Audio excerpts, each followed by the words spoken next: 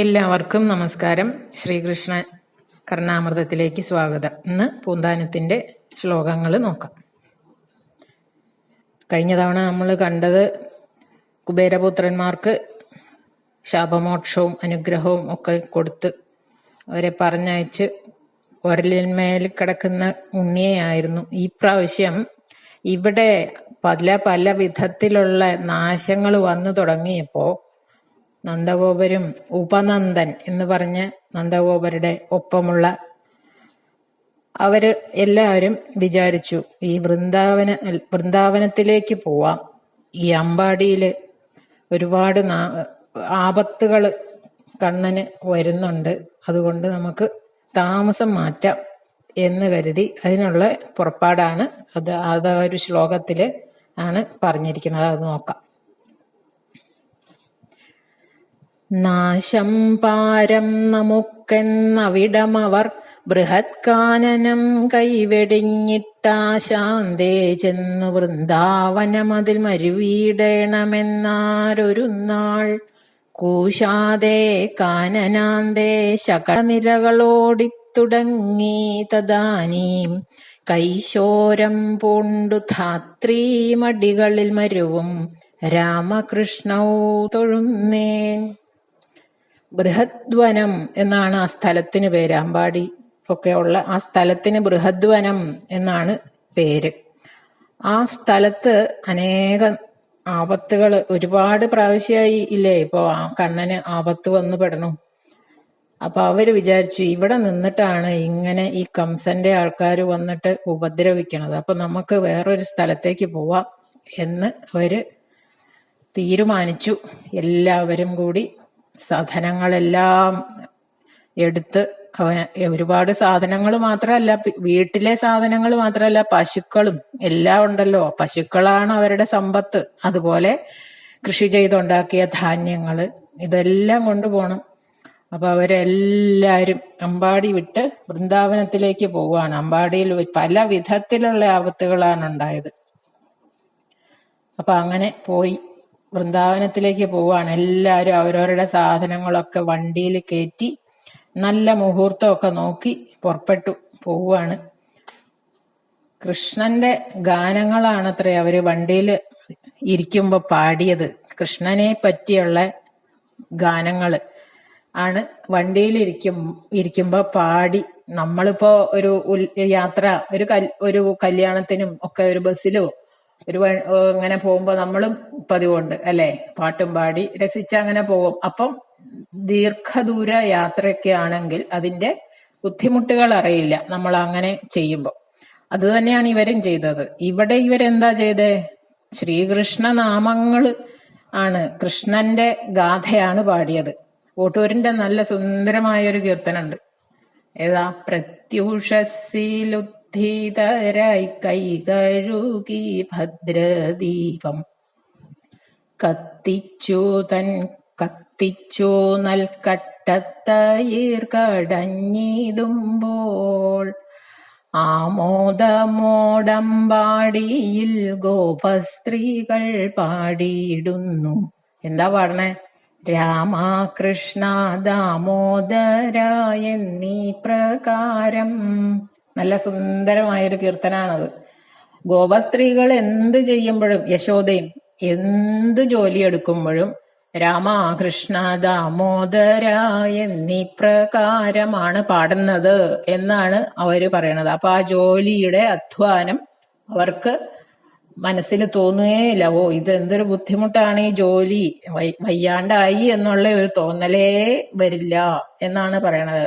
ഭഗവാന്റെ നാമങ്ങൾ ജപിച്ച് നമ്മൾ ചെയ്യുന്ന ജോലി ഭഗവാനിൽ അർപ്പിച്ച് നമ്മൾ ചെയ്യുവാണെങ്കിൽ നമുക്ക് ആ ജോലിയുടെ കാഠിന്യം അറിയില്ല. അപ്പൊ അതുപോലെയാണ് ഇവരും ചെയ്തത്. വണ്ടിയിലിരിക്കുമ്പോ കൃഷ്ണ ഭഗവാനെ പറ്റിയുള്ള ഗാനങ്ങൾ ഉത്സാഹത്തോടെ പാടി. അപ്പൊ അവര് സമയം എത്രയായിരുന്നു, അതുപോലെ വഴിയുടെ ദൂരം ഒന്നും അറിയാതെ വൃന്ദാവനത്തിലെത്തി. അതാണ് പറയണത്. അപ്പോ അങ്ങനെ പോവുമ്പോ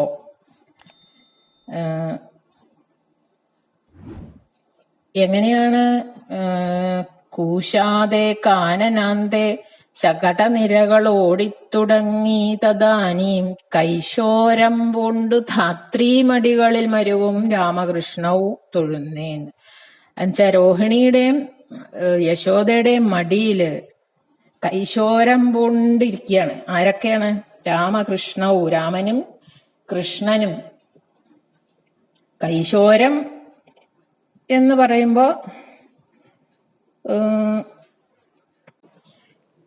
കൈശോരൻ എന്ന് പറയുമ്പോൾ 10നും 15നും ഇടയിലുള്ള ആ ഒരു പ്രായത്തിലാണ് കൈശോരം എന്ന് പറയുക. ഇവിടെ പൂന്താനവും പറയണത് കൈശോരായിട്ടില്ല,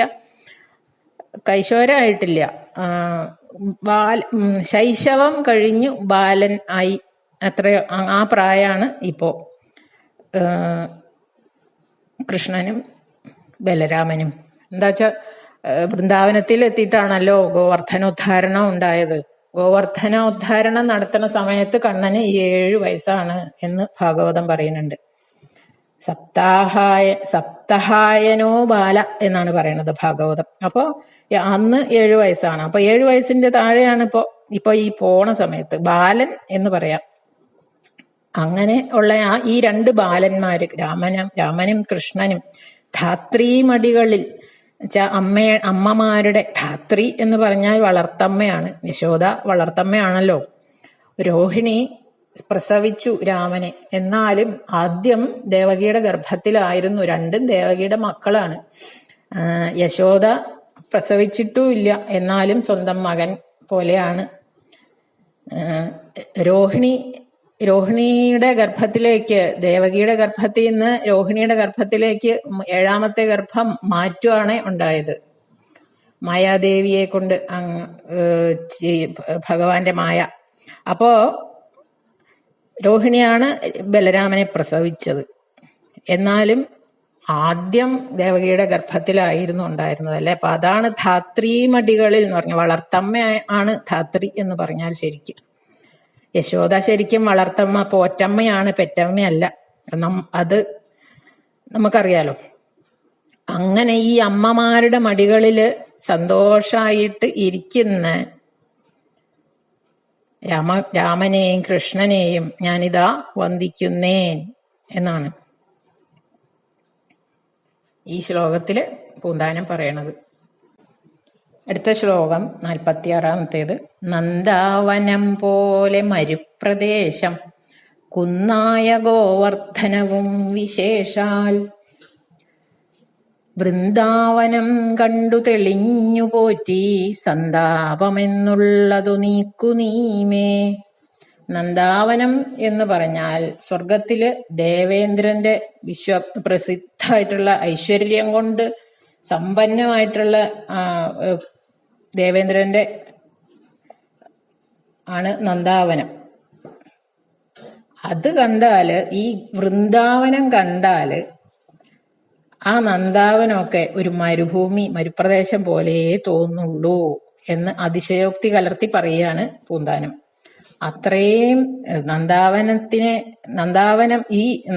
കണ്ടാൽ, വൃന്ദാവനം കണ്ടാൽ, നന്ദാവനത്തിൽ പോയാ പിന്നെ നന്ദാവനമോ ഇതെന്താ മരുപ്രദേശം എന്നേ തോന്നുള്ളൂ എന്ന് അതിശയോക്തി കലർത്തി പറയാണ് പൂന്താനം. വൃന്ദാവനം കണ്ടു കുന്നായ ഗോവർദ്ധനവും, വൃന്ദാവനം കണ്ട് സന്തോഷായി, കുന്നായി ആ ഗോവർദ്ധനഗിരി കണ്ടു. എല്ലാം കണ്ടിട്ട് അങ്ങനെ സന്തോഷായിട്ട് മനസ്സ് തെളിഞ്ഞു സന്തോഷായിട്ട് ഇരിക്കണ ഭഗവാനും ഗോപന്മാരും എല്ലാവർക്കും സന്തോഷായി. അവിടെ അത്രയും വിശേഷപ്പെട്ട സ്ഥലം എത്തിപ്പെട്ടപ്പോൾ അവർക്ക് ഒരു പ്രത്യേക ആഹ്ലാദം എല്ലാവർക്കും ഉണ്ടായി. അപ്പോ അങ്ങനെ ആ സന്തോഷത്തോടെ ഇരിക്കണ ആ പോറ്റി ഭഗവാൻ എന്റെ സന്താപങ്ങളും എന്റെ ഉള്ളിലെ സന്താപങ്ങളും നീക്കി തരണേ. അവിടുന്ന് ആ മനസ്സ് തെളിഞ്ഞിരിക്കണ ഭഗവാൻ എന്റെ സംസാരഭാരം കൊണ്ടുണ്ടാവുന്ന എന്റെ മനസ്സിലെ സന്താപങ്ങളും നീക്കിത്തരണേ. ഗോവർദ്ധനം ഉദ്ധരിക്കാൻ പോകുന്ന അത്ര അനായാസമായിട്ട് എന്റെ സങ്കടങ്ങളും മാറ്റിത്തരണേ എന്നാണ് പൂന്താനം ഈ ശ്ലോകത്തിൽ പറയുന്നത്. അടുത്ത ശ്ലോകത്തിൽ ഒരു കഥ പറയാനുണ്ട്. അപ്പോൾ ഇന്ന് നമുക്ക് ഇവിടെ നിർത്താം, അല്ലെങ്കിൽ ഒരുപാട് സമയമാവും. അപ്പോൾ അടുത്ത ശ്ലോകമായിട്ട് വരുന്നത് വരെ എല്ലാവർക്കും നന്ദി, നമസ്കാരം.